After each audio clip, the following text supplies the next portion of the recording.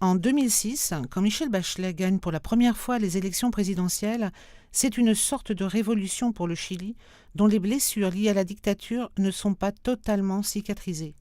Pour la première fois dans l'histoire du pays, une femme prend les commandes sur un continent latino-américain réputé très macho.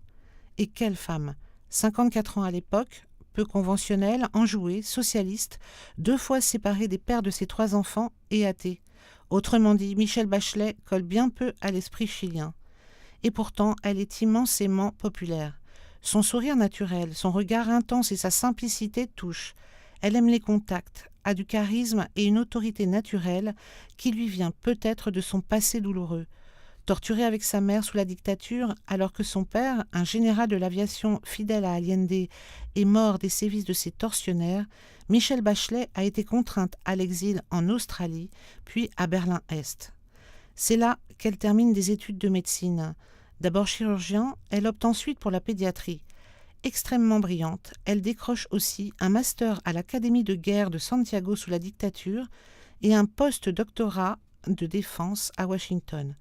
Michelle Bachelet parle couramment 5 langues, l'espagnol, l'allemand, le français, l'anglais et le portugais. Cette arrière-petite-fille d'un marchand de vin de Bourgogne rentre au gouvernement au début des années 2000 et devient ministre de la Santé puis de la Défense, une première au Chili.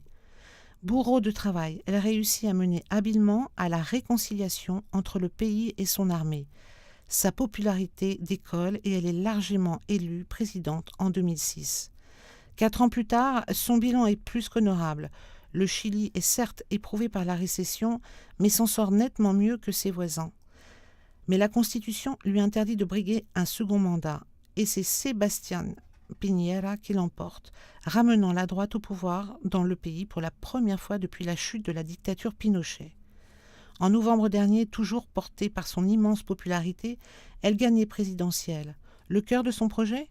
Améliorer le réseau de santé, réformer la fiscalité et la loi sur l'avortement, et surtout instaurer une éducation publique de qualité et la gratuité des études supérieures d'ici à 6 ans. La Michelle, comme la baptisent les Chiliens, a les yeux tournés vers la jeunesse.